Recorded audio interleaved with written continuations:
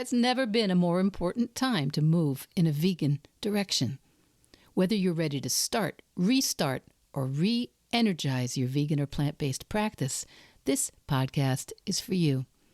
I'm Michele Olander, life coach, vegan, ADHD matriarch, travel lover, and smoothie loather. And I know that it's the details that get in the way of your vegan journey. But I like to believe that the obstacle is always the way. So every week we meet here where I translate the tools of life coaching and Stoic philosophy. I bring you actionable tips, some laughs, interesting guests, and vegan ideas for everyone at any age. All to help you veg your best. Episode 246, Eat the Change. How Plant Burger's flipping the script on fast food with co-founder Jonah Goldman.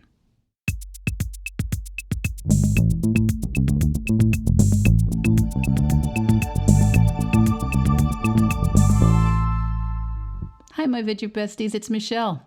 And today's episode is for everyone who's ever thought fast food and ethics can't share a table. I'm joined today by Jonah Goldman, co-founder of Plant Burger, that's PLNT, and a powerhouse of a voice for rethinking how we eat, what we eat, and why it matters. Jonah shares how a childhood visit to an animal sanctuary planted a seed that would eventually grow into Plant Burger. That's a plant-based fast food brand where even the skeptics in blind taste tests say, wait, this isn't beef? We're going to talk about Plant Burger, how it got its start in a tiny Whole Foods burger counter, the radical idea of making fast food joyful and kind, and why Jonah believes ordering a burger can be a form of activism, especially when it's 100% plant-based, kosher, halal, GMO-free, and delicious. And that sounds like real inclusivity, doesn't it? So whether you're vegan curious, still stuck on the idea that nothing can replace the drive-through burger, or maybe you just love someone who feels that way, this conversation might just surprise you.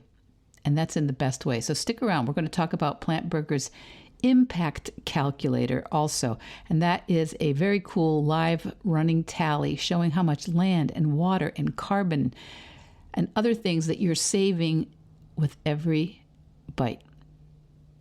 Plus, I hear there's a free burger or sandwich waiting for you just for downloading the Plant Burger app. But let's start at the beginning, and I'm going to see you on the other side. Jonah Goldman from Plant Burger, welcome. Thank you so much, Michele. Thanks for having me. Well, I stumbled for a second there because my daughter calls it Planet Burger. There are no vowels in the beginning there. PLNT.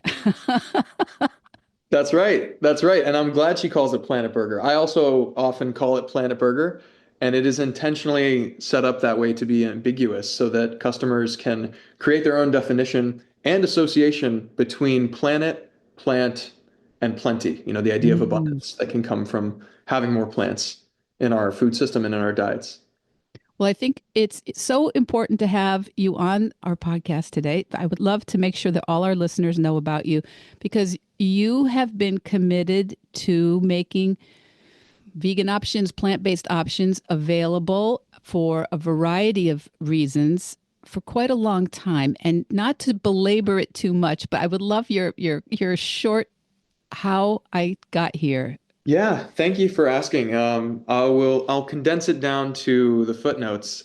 But and it's fitting that I have this painting of a cow here behind me, because my journey into immersing myself in food systems really started when I was around 8 years old, and I had my first trip to the Poplar Spring Animal Sanctuary and had a great time. And I went back around when I was 10 and continued to just fall in love with the animals every time we would visit. And one time after visiting the animal sanctuary, my dad took us there and wanted to expose us to farm animals and do some animal therapy with us. And I'm one of three boys, so I'm sure it was also a good thing for him to bring us into that new environment. We went back and had Peruvian chicken for dinner, and I remember looking at the bodies, turning on the skewers, and remembering the similarity in this rooster George who had led us around the sanctuary all day. So I asked my dad, what is the difference between George the rooster and these chickens that are here and that are going to be our dinner? And he didn't really have a good answer for that. And he sort of pushed me to learn more. Whereas I think many parents may have just sort of shut it down, like don't think about it and don't get into it.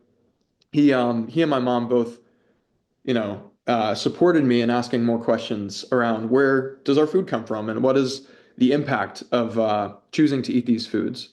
And so I very quickly, at age 10, learned about the ugly nature of factory farming and realized it's so prevalent that represents the vast, vast majority, over 90% of the meat we eat in America comes from confined animal feeding operations or factory farms. And without any connection to that process and the impact of taking a life, I decided then to not eat any animals that I didn't personally harvest or kill. And so that led me on a path of vegetarianism at an early age. And I made myself a nuisance to my family every morning with these impassioned speeches about animal rights and the impacts of our consumption choices, and the fact that we are complicit. When we're eating those products, we're through supply and demand, we are supporting and demanding more of these products to be created. And I think that most people just at that age, especially, I was so upset that I think most people ignored that or didn't know about it. And so I would just tell everybody and make myself very difficult to be around. And at one point, my brothers sort of gave in to my persistence. And then my mom and dad realized, we're going to have to be cooking vegetarian for them and something else. And so today we are all 100% plant-based. And we were vegetarian from the time I was around 13 until 2019, when we watched The Game Changers and we realized we can do this. There's really just eggs and cheese that we had to transition into plant-based sources, um, and so that's sort of what our diets all look like now. But that early realization led me down the path of researching and working in food systems, studying food policy at Colorado College, working in the natural products space for a variety of different companies, from organic ketchup companies to an early stage Beyond Meat, uh, to other innovative companies that are still around and changing people's options and choices. To eventually, in 2019 as well, being able to bring Plant Burger into the world, which is a restaurant that had been a dream of mine since I was around 10, and I gave up eating my favorite foods, which were chicken nuggets and hamburgers from McDonald's and my mom's hamburgers. Um, raised in those on those products, it was sort of a sacrifice at the time. And so I always felt interested in providing people with those same products, the comfort foods we know and love, but without the destructive system of factory farming and without using animal products.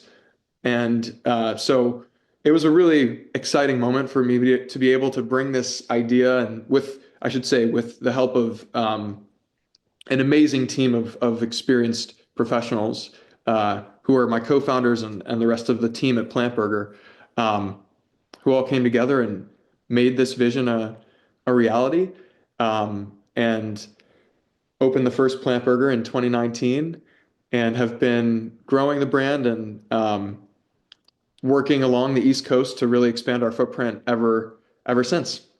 Well, one of the reasons I really wanted to have you on the podcast is because you do have such an academic and fluent understanding of food systems and food science and agriculture and what it means. Because a lot of people, especially my listeners, are often people who are moving in this direction in later life.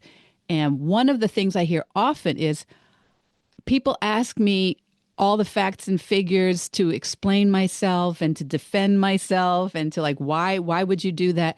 And so it's just nice to have that voice of someone. I always say, you don't owe anybody an explanation. If you know what you want to do and you know what's right, we don't have to be able to become the advocates, the spoken advocates that Jonah, that you've become, in terms of educating other people. So I love, and I hope you'll drop in any facts and figures along the way today that you think are helpful for us to know. Because even if we don't remember them in detail, it helps us know that this is not just a frivolous decision. It's something that has tremendous impact in places we don't know about. Yeah, totally. And that was quite flattering. Thank you. I don't think that I'm fully an expert, still very much a student and learning along the way. But yeah, I think that the science is quite clear on a litany of reasons why this makes so much sense, for health reasons for humans, obviously for animal rights, for resource shortage reasons, for climate reasons. We know that our current food system, the way that we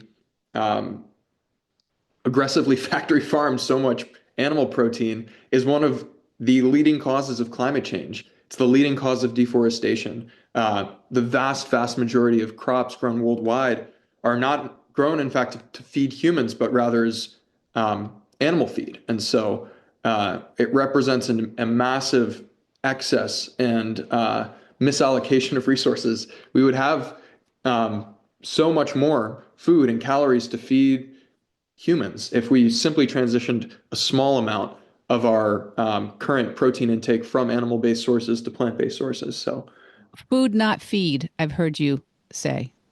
yeah, food, not feed is a great catchphrase. And it's actually funny you mentioned that. That was the name of a summit that Farm Action spearheaded, and I was a part of supporting through this collaboration. But the Food Not Feed Summit was actually a gathering in DC with policymakers and with advocates from farmers' rights groups and plant-based organizations and even regenerative agriculture, that all came together to say the way we currently have our subsidies in America set up does not serve the American people. It serves the interests of primarily meat and dairy producers by subsidizing massively the cost of feed, and also the environmental damages, and the transportation costs, and a number of things that would otherwise make those products so much more expensive. And instead of subsidizing all of those commodity crops for animal feed, if we were to take some of the funding, or even just increase a little bit of funding for nutrition for humans, we would be making fresh fruits and vegetables much more accessible to Americans that need that. And Cory Booker was there and spoke. Sustainable ranchers from Colorado were there to say, confined animal feeding is wrong, and we need to do a better job of regulating these industries because they're getting away with so many environmental crimes, and the consumers are bearing the brunt of the damages, both in the immediate end of consuming those products that then cause dye-related diseases or heart disease, and then in the long term, we're destroying the global commons with the way we're exploiting our environment to do this really wasteful conversion of calories to consumable calories. And so I always think of it in that kind of equation. We can produce 100 pounds of grain and feed 100 people, let's say, or we could reduce it down to 1 pound of beef that maybe feeds one human. And we're wasting, and that's in the very, very best case scenario where we're not wasting any of the cow. So it's just the conversion in terms of efficiency and calories is so backwards with confined animal feeding that we all came together to advocate for, again, for food and not feed. And not to say like we want to totally take away all the subsidies for animal feed, but more equitable spending towards foods that we know are healthy for humans would be nice. I think that's something we could all agree on. So one of the actions you have taken in terms of understanding this and believing this is you founded a company, Plant Burger, and with your co-founders. Co-founded, yes. Co-founded, you Yeah. co-founded with your co-founders, and feel free to make sure I say it correctly. I really want to make sure everybody gets the credit that they should have. Um, and we talked about in the very beginning, you said something about lowering the barriers to entry to certain sorts of behaviors that would be in alignment with what you're talking about. And one of those barriers is a perception that food is not vegan or plant-based food's not delicious. Yeah, that is a massive perception for consumers and a misconception that we aim to debunk daily with every bite of delicious comfort food. And that's one of the core values of Plant Burger is what we call radical inclusivity. So we say there should never be a reason that someone can't enjoy our food. We have options. The entire menu is kosher certified. It's halal. We have gluten-free options. It's GMO-free. And there's a major focus on deliciousness because if it's not as, if not more delicious than the animal products that are so prevalent in the market, consumers won't care. And so we have to demonstrate that this switch from animal-based proteins or animal-based foods to plant-based foods is in fact not a sacrifice, but rather an upgrade.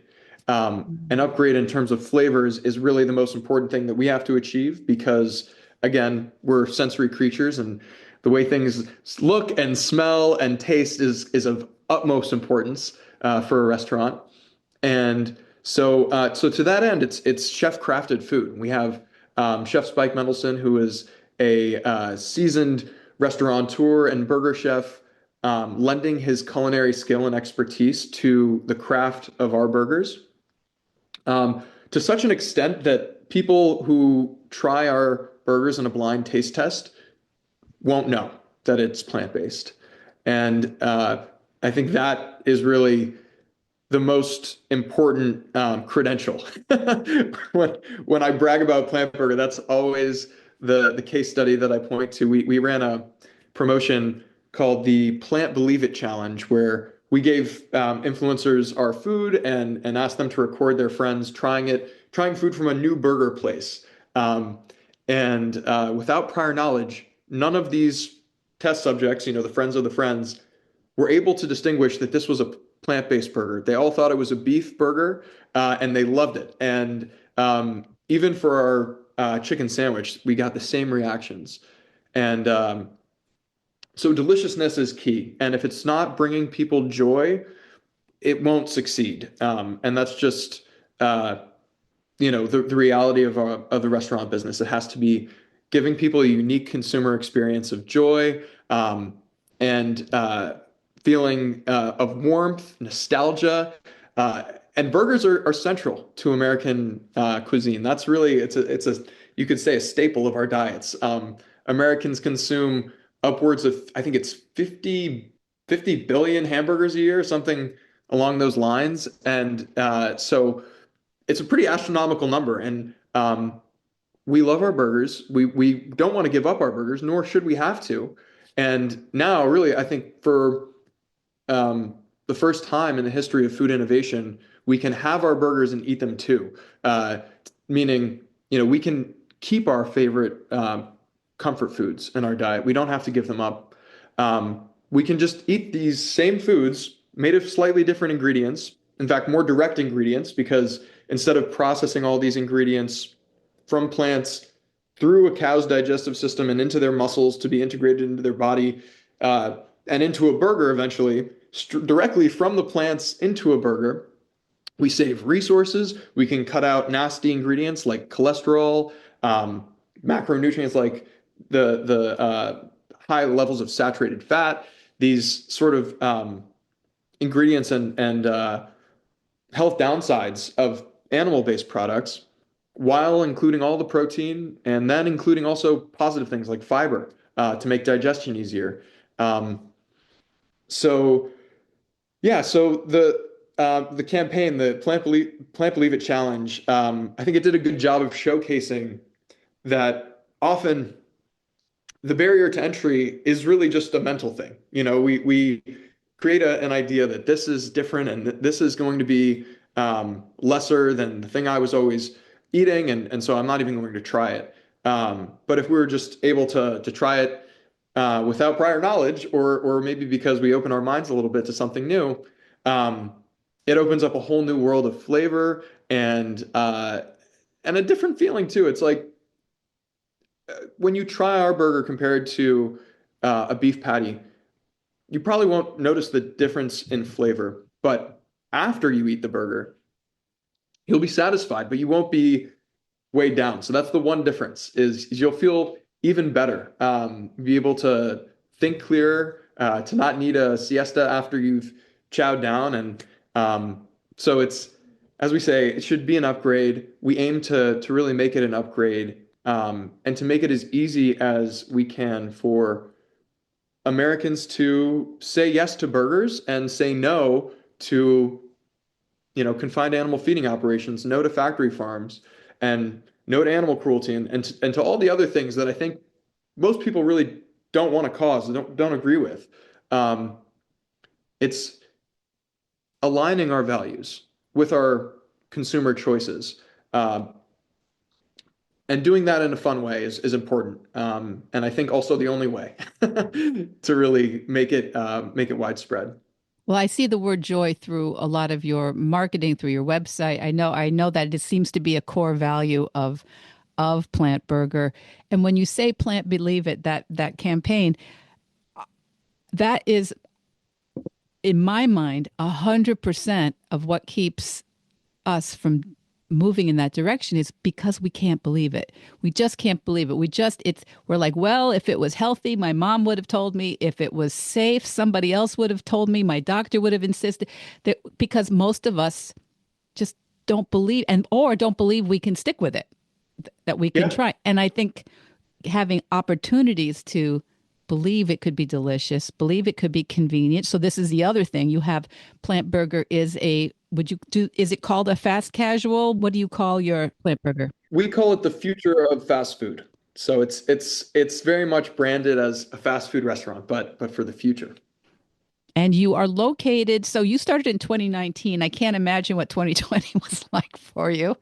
Yeah, it was it was quite a whirlwind. But yeah, so we launched in 2019, in September of 2019, with a Whole Foods partnership. So we had pitched the concept of chef-crafted, planet-friendly fast food for the future to Whole Foods regional offices, and they said, we'll give you a shot in one of our locations in Silver Spring.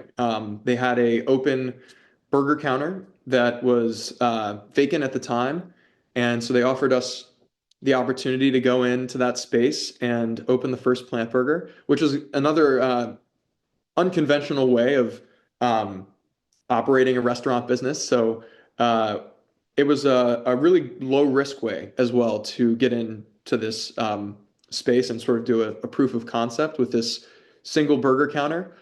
And it's a 110 square foot little kiosk, a tiny little, almost a shoebox, um, where you can barely fit. But uh, it was a really great first location for us. The Silver Spring community um, is an incredible, beautiful, vibrant community of extremely diverse populations.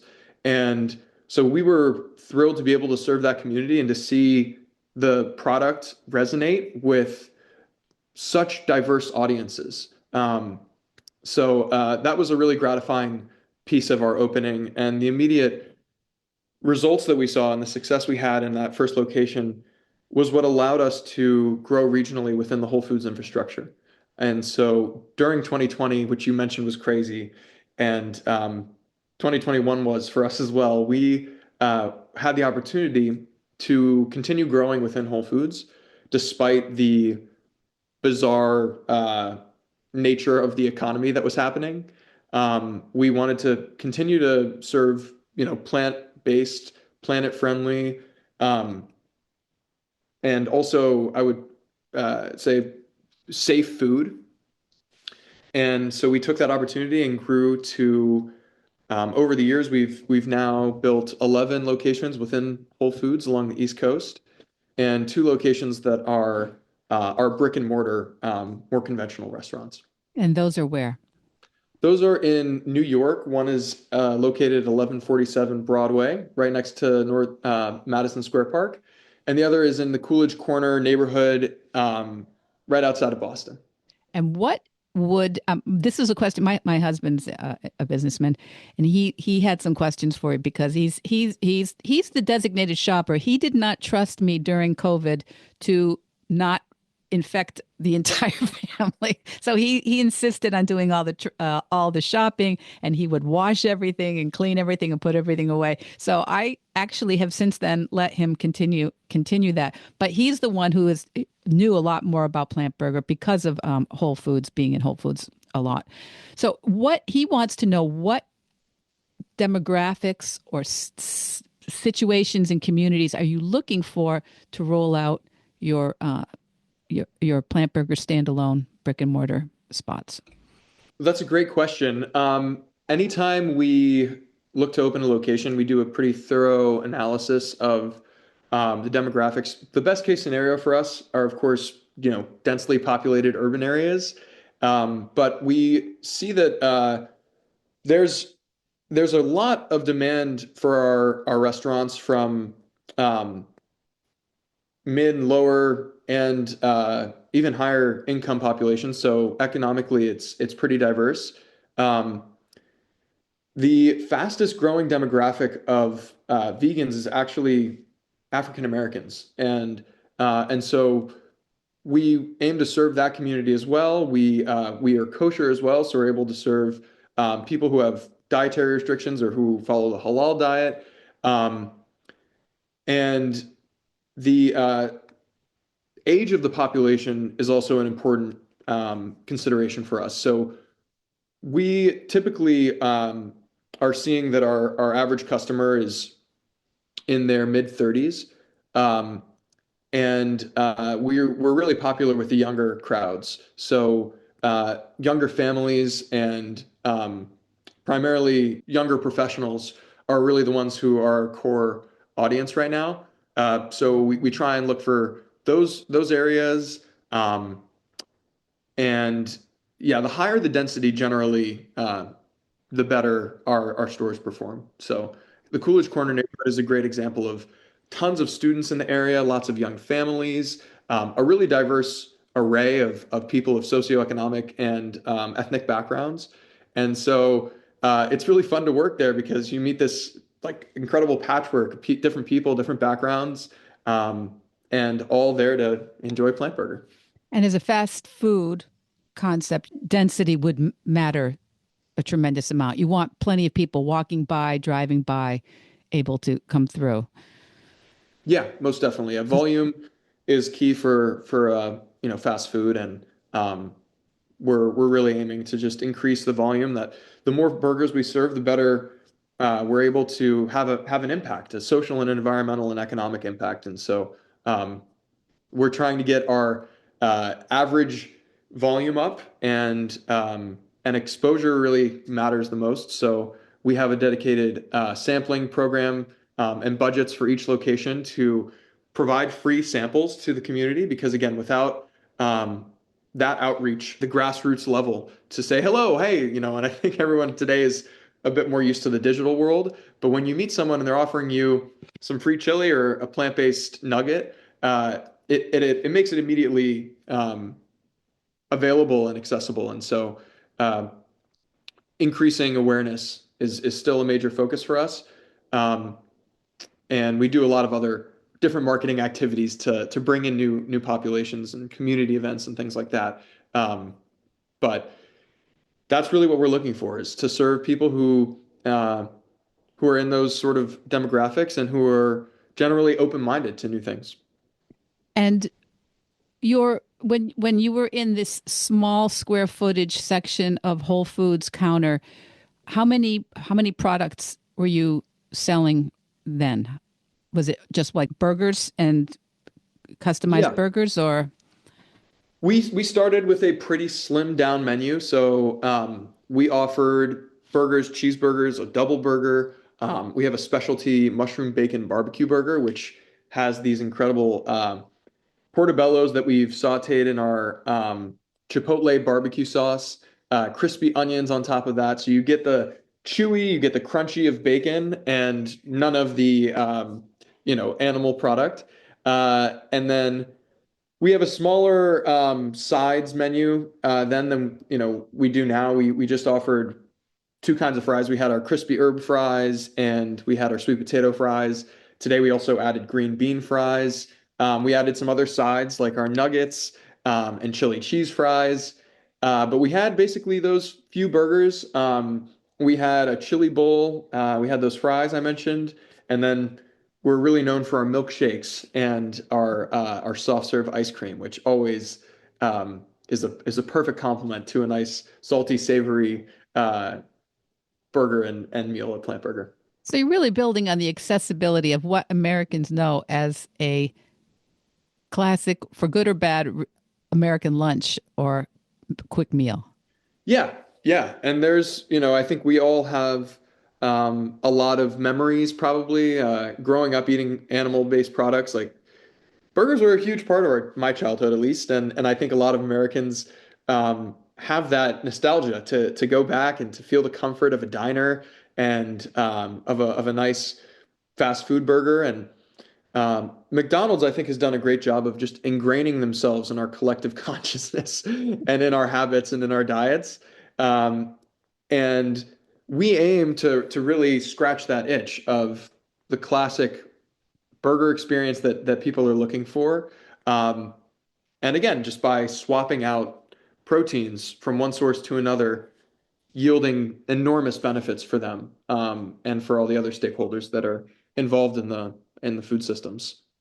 Now, in terms of how you position yourselves, I know that you are very welcoming. You were trying to lead, not punish. You're trying to entice, not to So I understand that, and I'm wondering if that means the word vegan is a word that gets a little bit that you consciously choose to not use as much as plant-based. It's just it's a topic that comes up among people I talk to who are moving in this direction.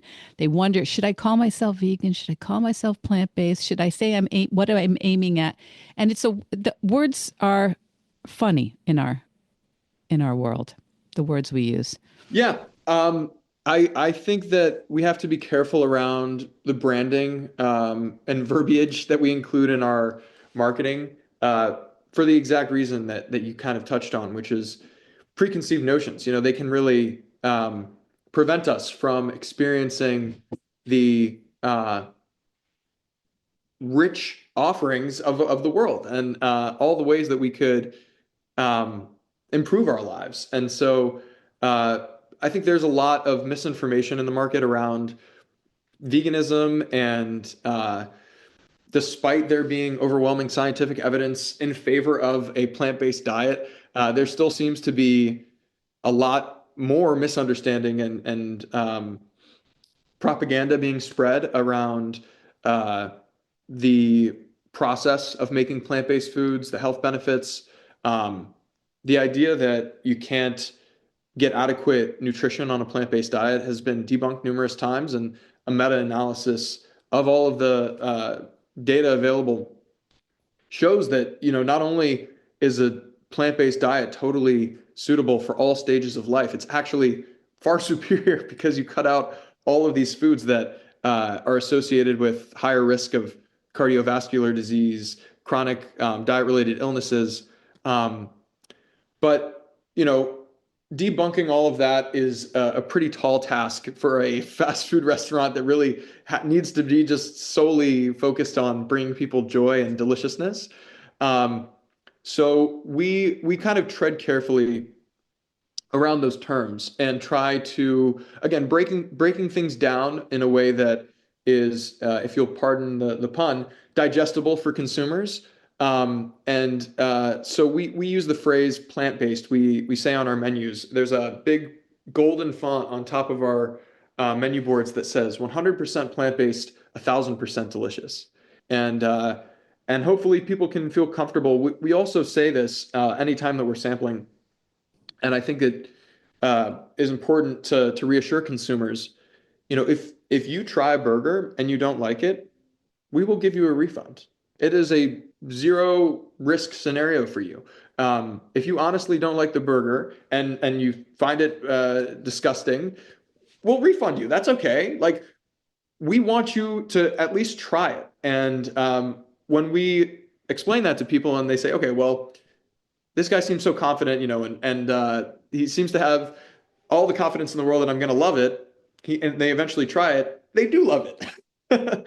and again, our dedication to flavor and textures that are so familiar, it matters. And I think that people are shocked when they try it because they've created an image in their head of what a plant-based burger looks like and feels like and tastes like, and it doesn't hold up when they try our burger. And I think uh, you know if you had presented 9-year-old Jonah with the idea of a plant burger, all the things that were available at that time, this would have been back still in the 90s, all the options were like crumbly, cardboard, horrible downgrades. And so that's what people think of when they think of a plant-based burger.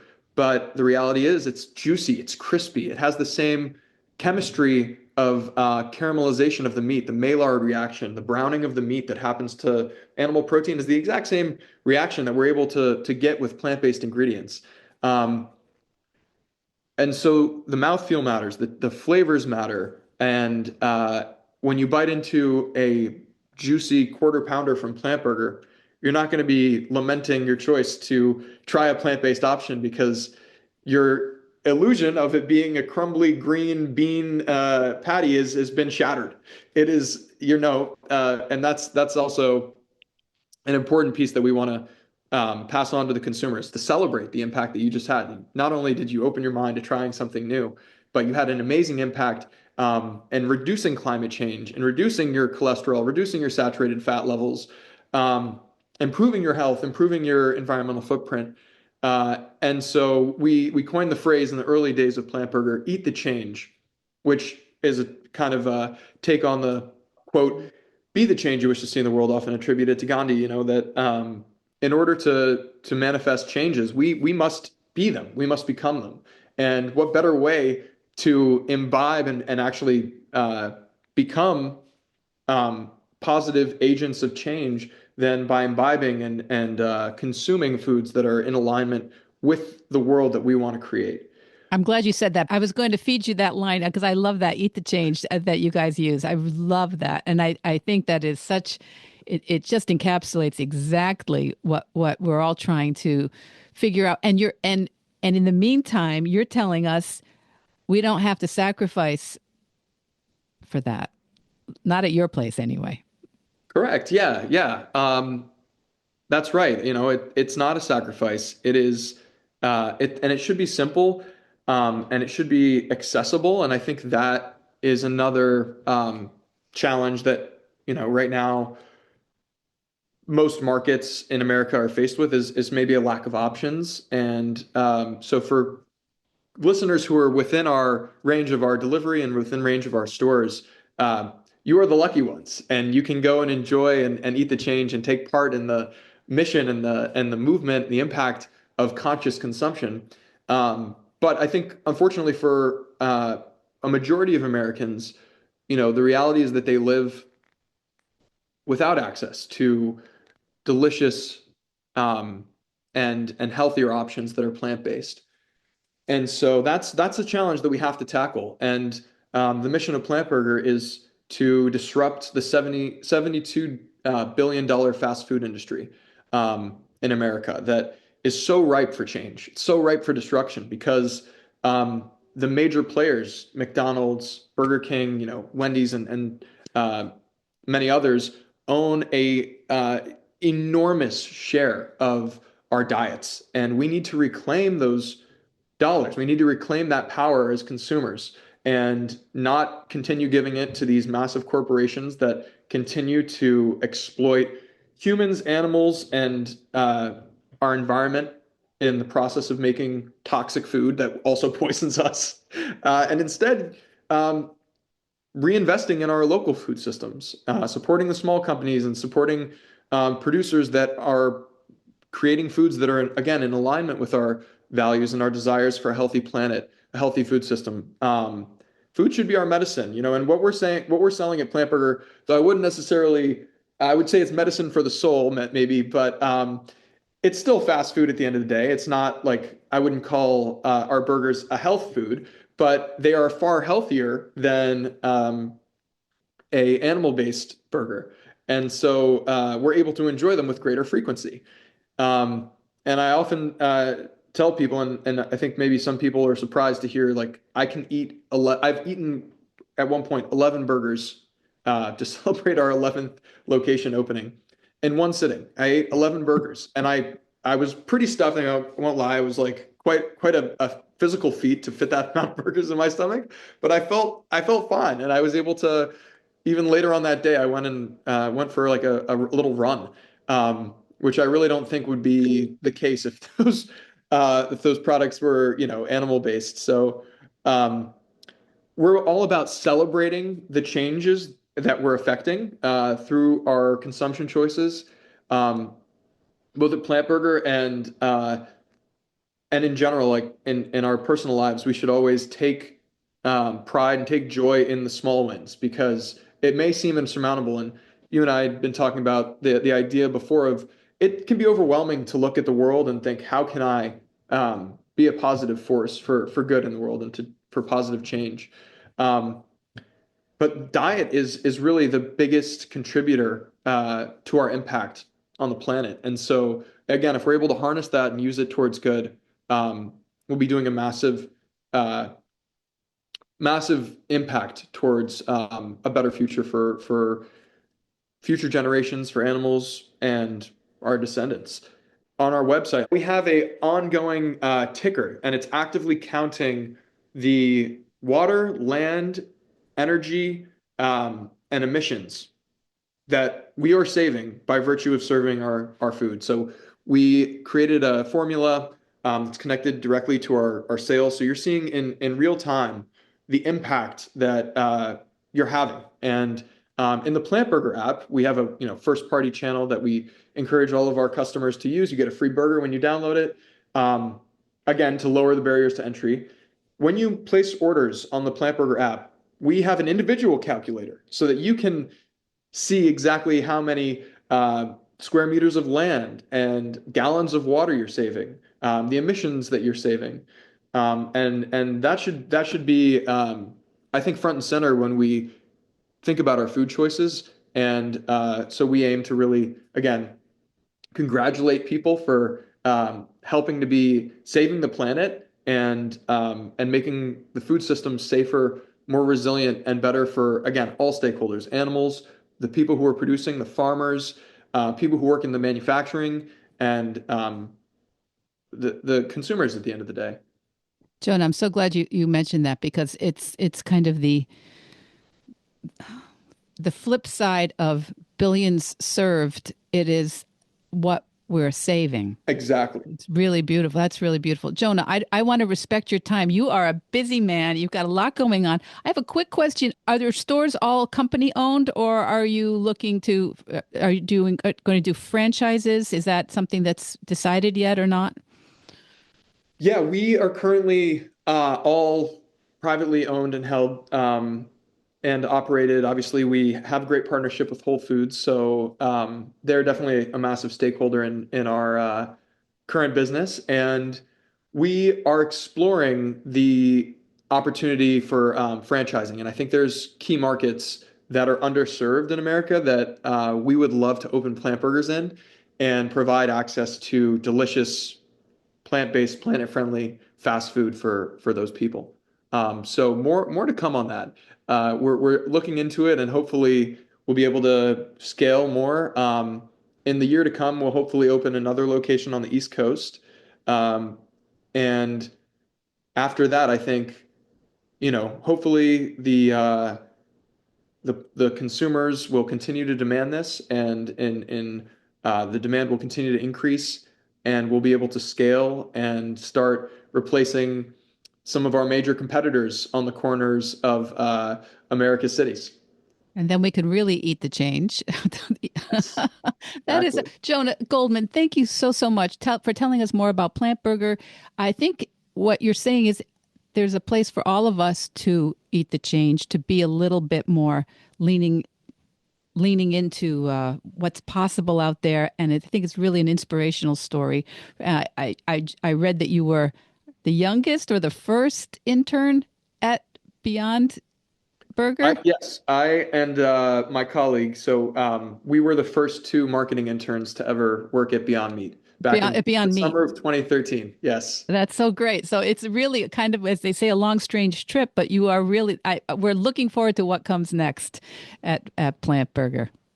Thank you so much, Michelle. Thank you for having me. One recommendation for your next guest is our CEO, Chris Trelawer, who recently, in the past, I think it's now been 9 months, became fully vegan.